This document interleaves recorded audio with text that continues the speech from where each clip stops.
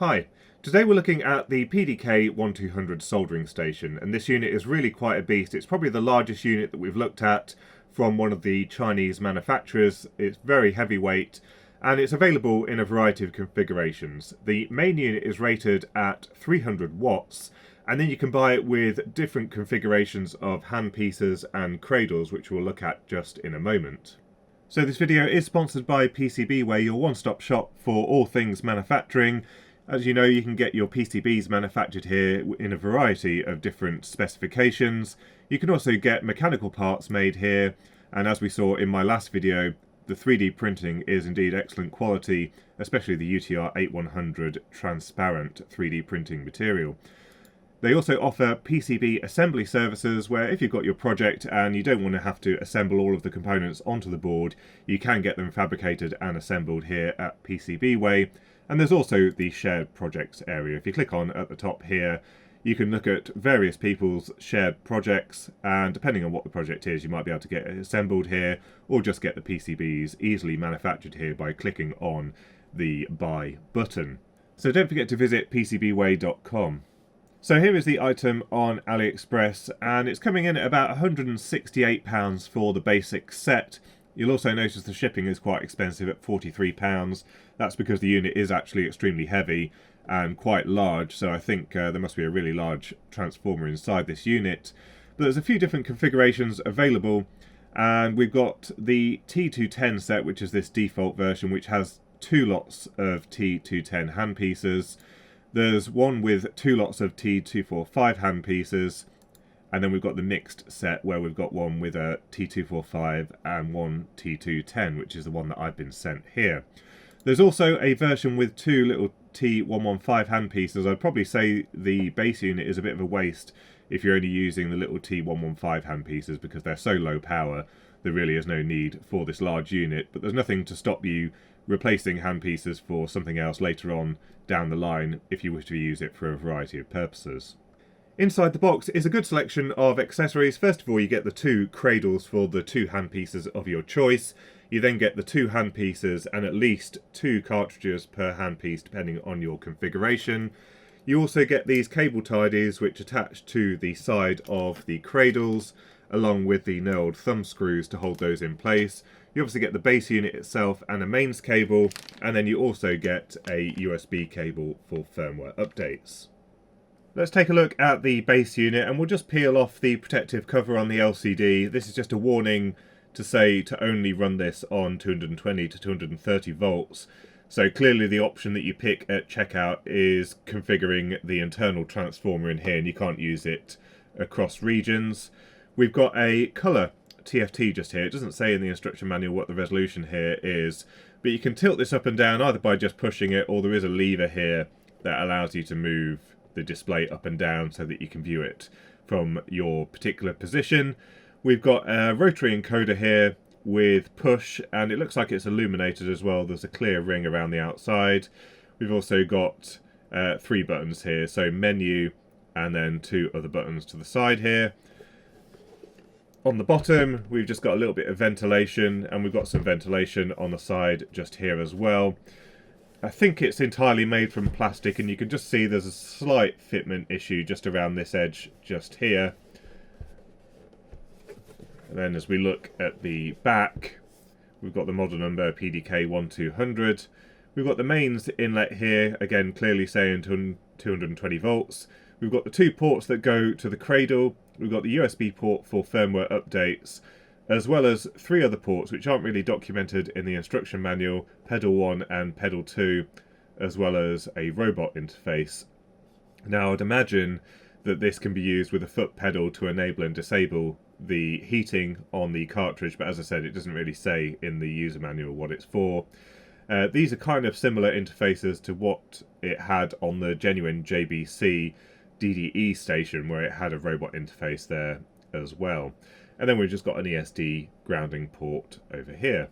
And just for reference, the unit is quite large and heavy. It measures just under 250mm from end to end, so you do need a little bit of space for it. And it's about 160mm wide by 130mm tall. Taking a look inside the unit, you can see it's all nice and tidy inside. although it looks like they probably could have reduced the size of the casework somewhat. There's quite a bit of wasted space in here. But as you can see, we've obviously got the mains toroidal transformer in the centre here. We've got a PCB at the back and then a PCB also at the front. And looking at the power transformer, you can see it's rated for 300 volt amps. We've got 3 sets of secondary windings, one 12 volt winding for the electronics in here, and then a 23 volt winding and another 23 volt winding, one for each channel of the soldering iron. Here's the rear panel PCB, and in the centre we've got a cutout for the i2c connector that connected directly to the primary of the transformer, so there's no power switch on the front of the unit.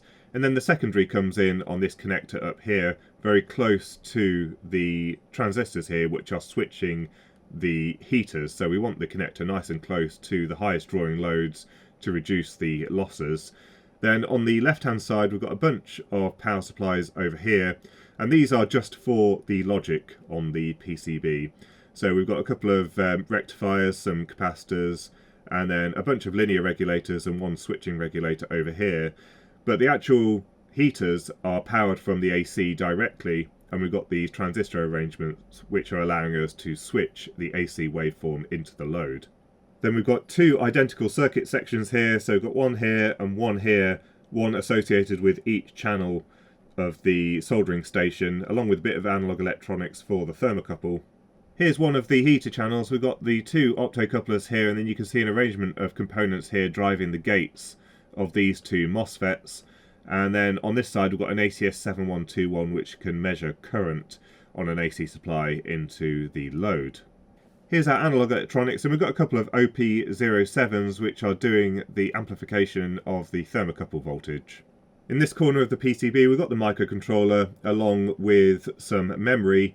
Now this unit does support firmware updates, so maybe this memory is to store the file while it's being downloaded until the point it's ready to flash onto the main microcontroller. Maybe it also stores some of the user settings as well. We've got a little piezo transducer over here, and then the connector off to the front panel PCB. The JBC DDE station had a PCB at the front of the unit with a microcontroller on it for driving the LCD, and then another microcontroller at the back that does all of the control of the heaters.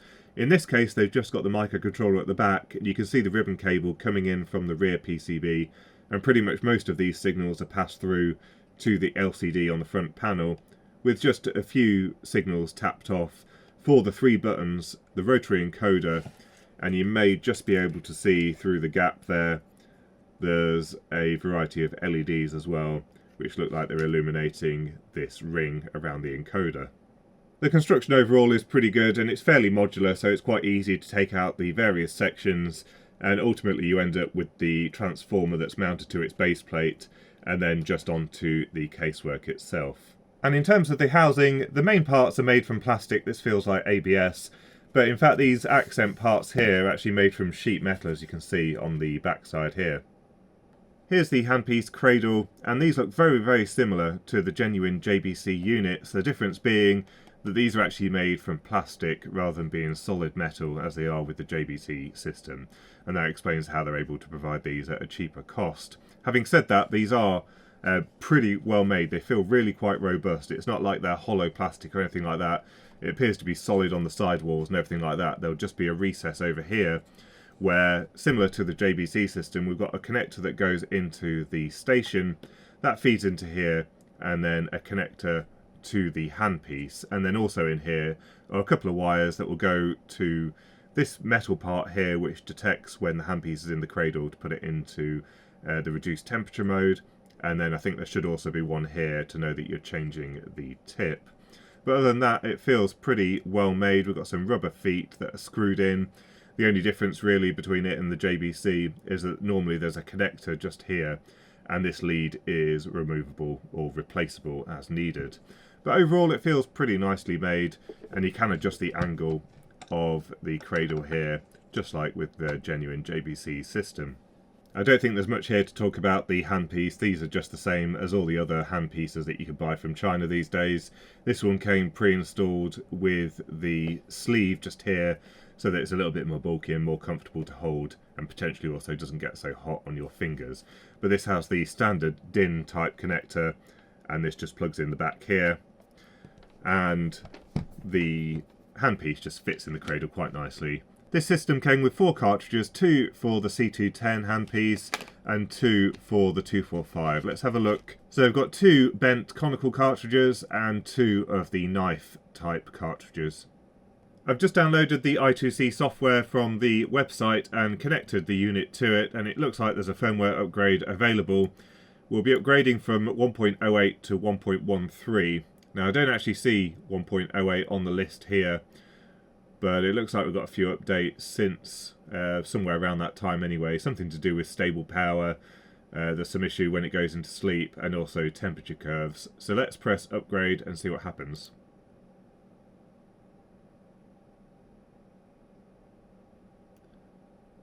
And we'll press OK.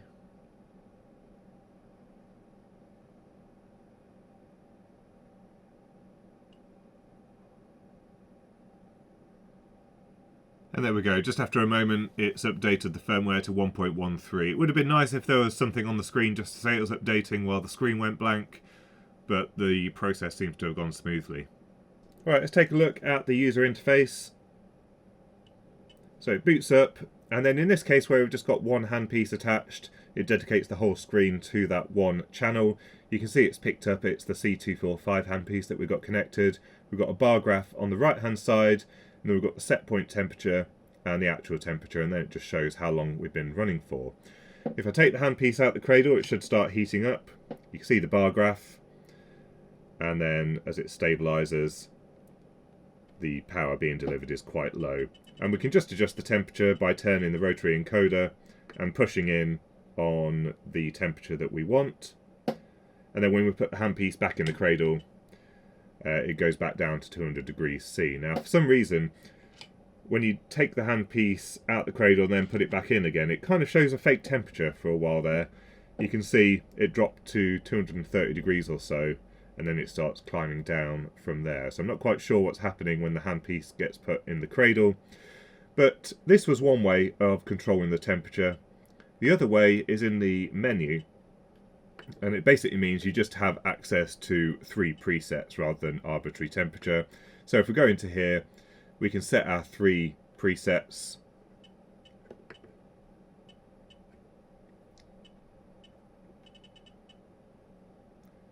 And then we can go back to the main screen. And you can see we've got our presets along the bottom here. And if we turn the encoder, you might just be able to see it's illuminated blue on the preset that's currently selected. And if we take the handpiece out the cradle, it just goes up to that preset temperature. And if you want to change the preset, you just turn the encoder onto the next one and then onto the next one. Now you can still edit the presets directly from the main screen. If you push in the rotary encoder, you can see it goes a golden colour, and then you can adjust the temperature there and adjust the presets on the fly, but you lose that large screen where it just allows you to set the temperature for the soldering iron. Now the other thing you might have noticed there when we go into the menu items is T1 group and T2 group. Now the nice thing about this system is technically you could operate it with 2 completely independent operators and have completely different settings for each of the channels, so we've got individual control of the 2 outputs. So we'll turn that back off. Then we've got sleep settings, and we've got the temperature, again, 1 for each channel. So this is the setback temperature, currently set to 200 degrees C. And then there's also the option to turn off the heaters after a certain amount of time in sleep, in which case you can turn this item on. And if we go in there, for example, after 30 minutes, it will turn off the heaters altogether. Then we've got language. So we can set it to Chinese, or what it's currently set to is English in Chinese. Other settings is the sound. Now, unlike most of these systems, this isn't one of those piezo buzzers that has that horrible 1, 2 or 4 kilohertz tone. It's quite a low beep, so it's actually non-offensive, so we may as well leave that on. We've got the temperature units in degrees C and the LCD brightness adjustment, which actually goes really quite bright on here for very light environments, but 50% seems to work quite well, even in here now where I've got lots of lights on. Then we've got temperature curve, and this one just lets you plot what's going on directly with the soldering iron. So you can see the temperature in red, And then if we take the handpiece out the cradle, you can see that temperature going up, and in green we've got the power being delivered into the soldering cartridge. Currently set to 340 degrees C, and we should still be able to adjust that temperature on this screen. And it just means that you can see easily what's going on with your soldering station while you're doing some soldering. And here you can see channel T1, so it's looking at soldering iron 1, and again it knows it's the C245 cartridge. You'll also notice that the illuminated ring changes colour when the handpiece is in or out of the cradle, so it's currently green. If I take the handpiece out, it glows red. And then we should be able to go back to the main menu. I think we press this one. We've got temperature calibration, we'll have a look at that in a moment. Factory reset, and then about tool. And you can see firmware 1.13, which is what we just updated it to, released in January of this year. And we've got the use time as well on the system. I've just plugged in the second soldering iron, and you can see now we have a split screen between the two. And by default, it's selecting channel 1. You can just see that this one's greyed out just slightly. So when we make any adjustments to the temperature, it does it to channel 1. If we want to switch to the other channel, I think we press this button here, and then T2 becomes highlighted, and when we take the handpiece out the cradle, it starts heating up there. So a slightly more compact display, and as I said, you can have it in the different modes. So this one's in the preset mode, this one's in the adjustable temperature, so you can have them completely independent of each other depending on how you wish to use the system. Okay, let's have a quick look at the temperature calibration. We're set to 350, so let's see what happens. And it's about 20 degrees out or so. So we should be able to go to the menu here. And if we go to temp cal, and then channel 1 temperature adjust, it's the one at 350 that we'd like to adjust. We want to add 20 degrees C. So let's see if that works.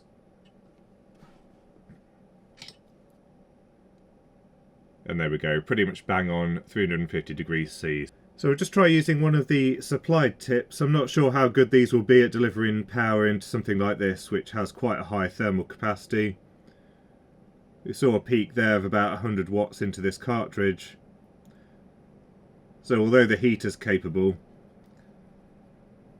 it doesn't look like the tip geometry is optimized for this kind of PCB. So let's swap it out for one of the larger genuine JBC ones and see if it behaves any differently, because this is dragging quite a bit on the board. Right, this time we've got one of the larger tips. This one's a 5mm, and you can see it's drawing about 130 watts there to heat it up. And yeah, plenty of power this time. So I think just that original small tip that came with the unit isn't really capable of delivering decent amounts of power into a PCB. And onto one of the test boards that I had made at PCBWay a while back. This would simulate sort of typical soldering.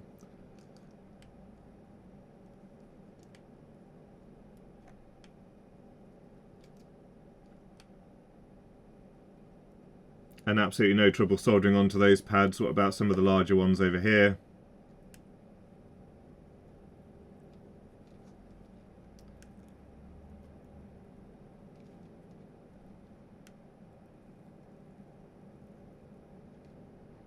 And that's all fine, it just feeds in absolutely fine.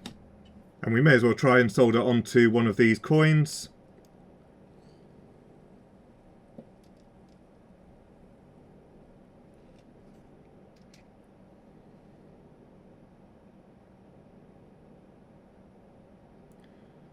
$137 watts being put into this coin right now.